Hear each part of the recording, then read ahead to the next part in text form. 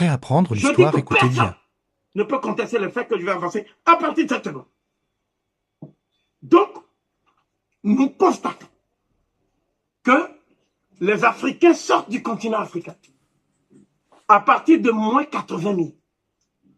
Donc, ils vont dans la région que vous appelez actuellement Israël et la Palestine, que vous appelez actuellement, mais que les anciens appelaient Canaan. Donc, ça veut dire que de la Syrie, plateau du Golan, jusqu'à la Jordanie, c'est les Noirs qui étaient là. Il n'y avait pas de Juifs, il n'y avait pas d'Arabes. C'est le premier point. C'est un acquis sur lequel je reviendrai pas. Sauf s'il y a des faits scientifiques sérieux qui nécessitent que je monte au créneau. Voilà. Deuxième chose. Ceux qui sont venus dans cette région, leurs ancêtres s'appelaient l'homme de Kafzé. L'homme de Kafzé. Donc, il présente la même anatomie physique que les nègres qui sont apparus dans la région des Grands Lacs, comme le spécimen de l'Homo 1. C'est le même type humain. C'est des nègres. Ces nègres vont vivre in situ pendant des millénaires en développant les civilisations préhistoriques et vont finalement donner naissance à un spécimen qu'on appelle le Natuféen. Et le Natuféen va faire l'objet d'études sérieuses de la part d'une grande aristocrate qu'on appelle Miss Garrod.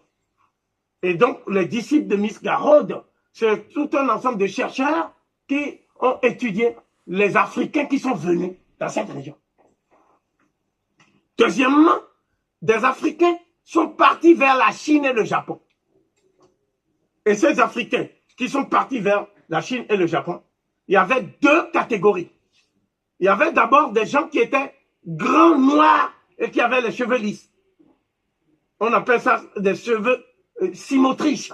C'est le cas des populations que vous voyez vers l'océan, la mer Rouge, le Somalie, Gala, etc. Ces populations vont aller créer des civilisations en Inde, dans la vallée de l'Indus, avant même l'arrivée des Blancs en Inde. Donc, on appelle ça la civilisation de Mohenjo-Daro et la civilisation d'Harappa. Donc, c'est Pampola et ses disciples qui ont étudié cette civilisation. Nous avons des documents assez probants sur lesquels nous pouvons travailler aujourd'hui.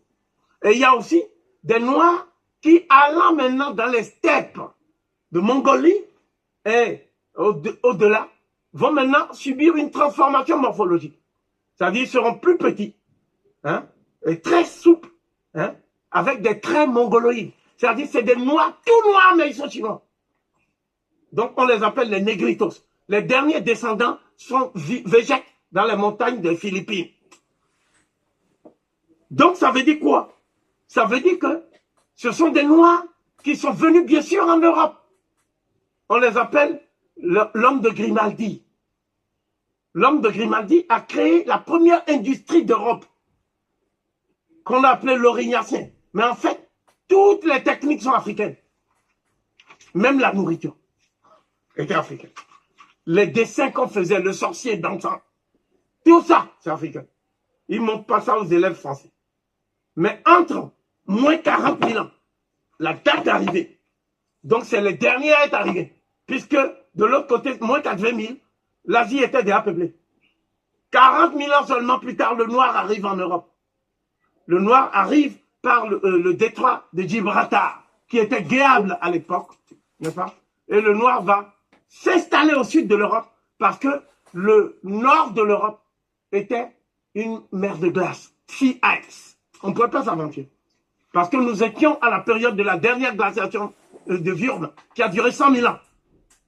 Donc ça veut dire que l'homme africain va subir les affres d'un froid polaire.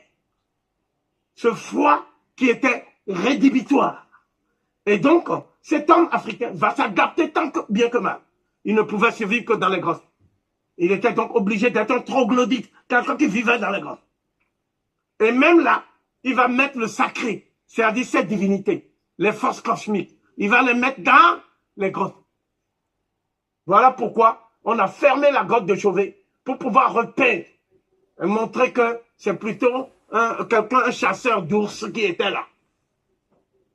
Voilà ce que font les falsificateurs qui se disent préhistoriens en Europe. Hein? Ils font des destructions des preuves et des maquillages des documents. Hein? Bon, ensuite, l'Européen, au sens le coderne du terme, va apparaître 20 000 ans après la venue de l'homme de Grimaldi africain noir, absolument.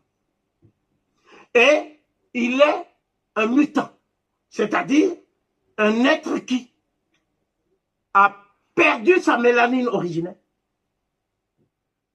par suite d'un trop long séjour dans un froid polaire. Donc, il existe deux formes de dépigmentation dans l'histoire du règne animal, n'est-ce pas? La dépigmentation par les gènes, n'est-ce pas? C'est les albinos. Le père est noir, la mère est noire, mais l'enfant sort albinos.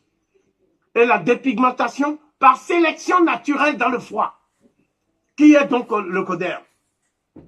Donc, il ressort de ce qui précède que tout le codème, qu'il le veuille ou non, est un nègre dépigmenté en climat froid. Voilà notre précision.